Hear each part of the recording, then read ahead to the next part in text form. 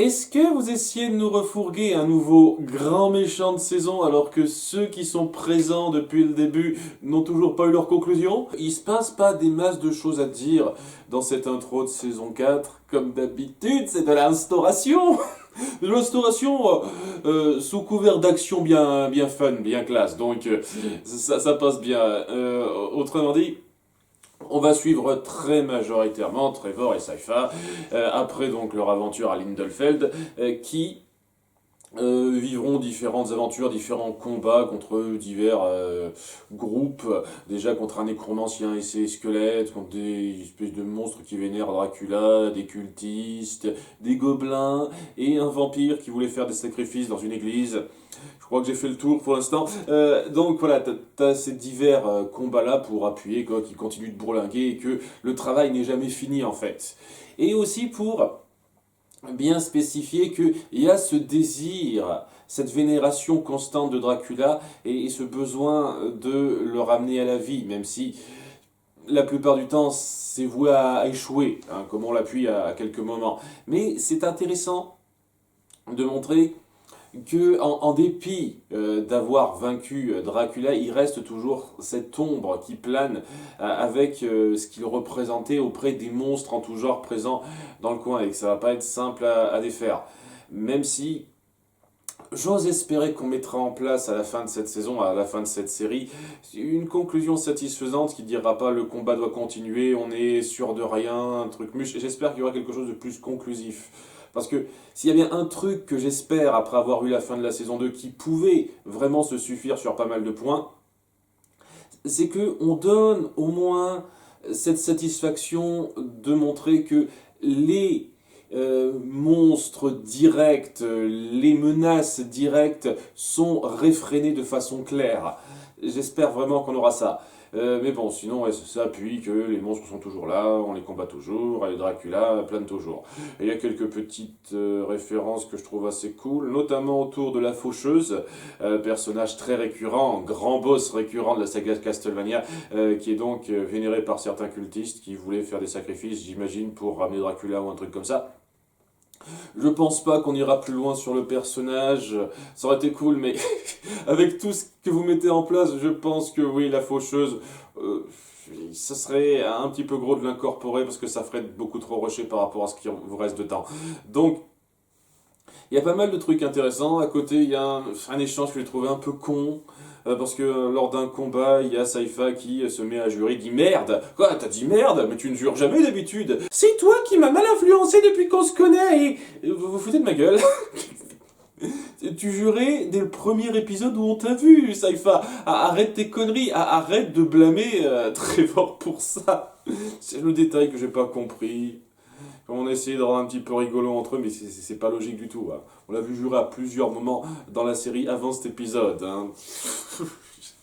Et ouais, ça se termine sur le truc actuel, le conflit actuel, où ils sont à la capitale qui a été attaquée par les forces de Dracula. Je sais plus comment ça s'appelle, ça me reviendra.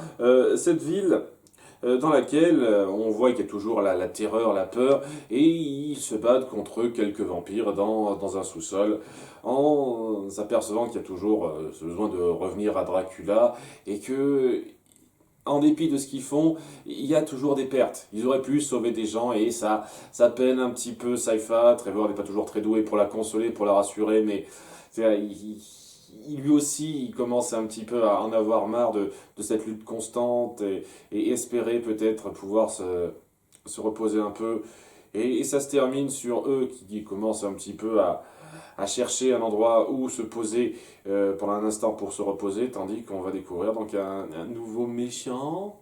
Enfin, je devrais pas faire des guillemets, c'est un méchant, c'est un vampire qui dirige un petit peu le coin avec un petit peu son groupe de vampires à ses bottes et il est pas content de ce qui se passe et ouais, en gros il se plaint qu'il n'ait pas sa reconnaissance alors que c'était un des premiers derrière Dracula, truc muche et oui, on n'a jamais entendu parler de toi mec. Je sais pas, est-ce que alors, on va passer du temps sur lui en détail parce que Je vous cache pas que je serais pas contre qu'on appuie surtout un conflit entre Saifa Trevor et surtout Carmilla et ou Isaac. Vous voyez, ce serait cool d'appuyer sur tout ça parce que c'est quand même les menaces principales que vous mettez en place depuis la fin de la saison 2. Donc ce serait cool. Je dis ça comme ça, hein, de plutôt passer du temps sur cela que sur un nouveau méchant que vous sortez de votre cul. Hein. Je veux dire, bien entendu, il existe d'autres vampires et c'est clair et net que vous pouvez en trouver partout, mais je sais pas, faudra voir par la suite. Hein.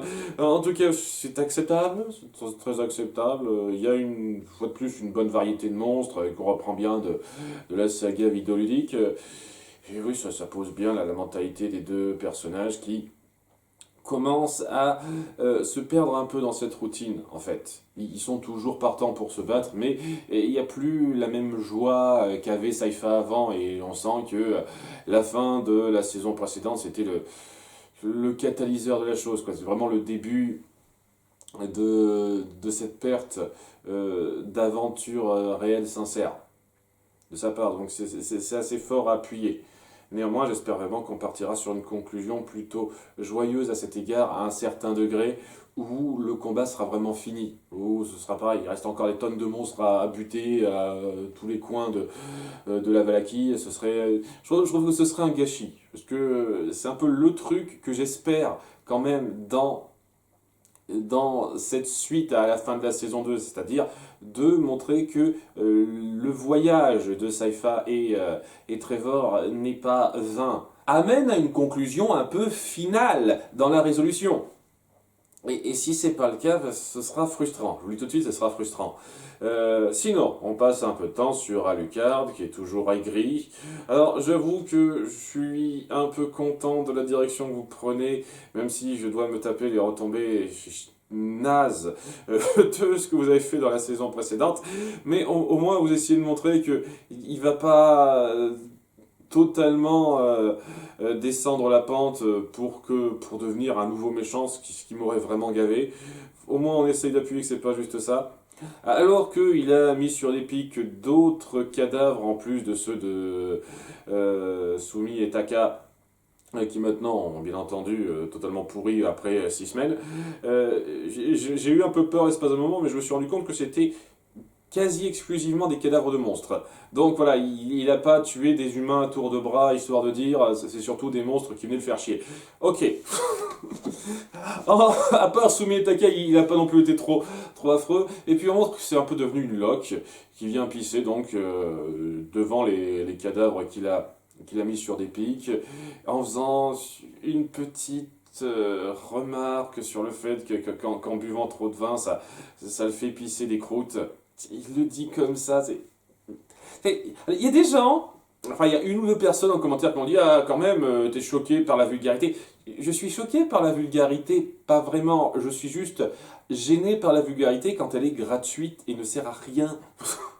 Qu'est-ce que ça apporte de préciser ça? Qu'Alucard pisse des croûtes maintenant, qu'est-ce que ça apporte? Je voyais très bien dans le visuel qu'il se laissait aller. Il n'aurait rien dit, on l'aurait juste montré de pisser devant ses pics sans dire quoi que ce soit, avec une gueule de déterré, parce qu'on voit quand même que le gars il titube et j'aurais tout à fait compris. J'avais pas besoin de ce genre de petits détails en plus, voyez. C'est ça que je trouve un peu lourdeau, ces genres de dégueu gratuit. C'est comme les fermiers qui parlent de zoophilie pour rien, quoi. Et d'autres détails, ci et là. C'est juste gênant de rajouter ces conneries pour rien. Mais s'il y a de la vulgarité, qui a du sens, qui apporte quelque chose, je ne suis pas contre. C'est ça le problème. Hein. Il y a des gens qui comprennent pas ça, donc je le reprécise un petit peu. Le fait est que, ouais, on voit que c'est une log seulement.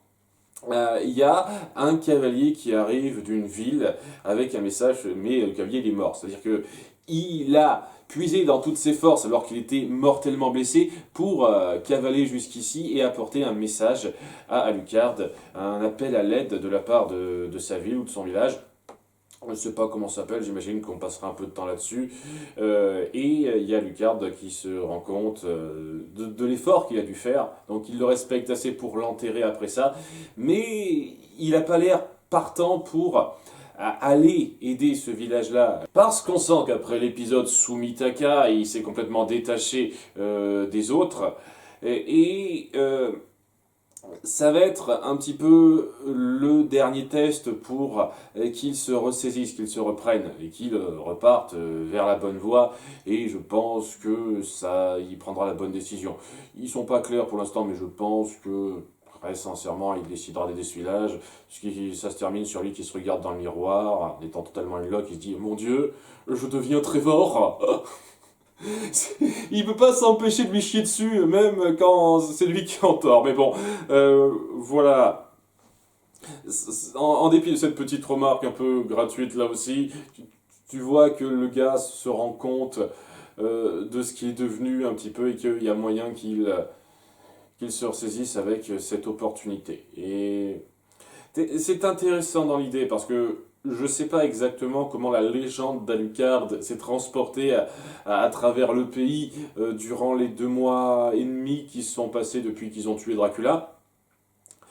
Je pense qu'il ne doit pas non plus être considéré comme quelque chose, comme un endroit très sûr à voir. Donc on sent que cet appel à l'aide de la part du village, et c'est vraiment un appel désespéré.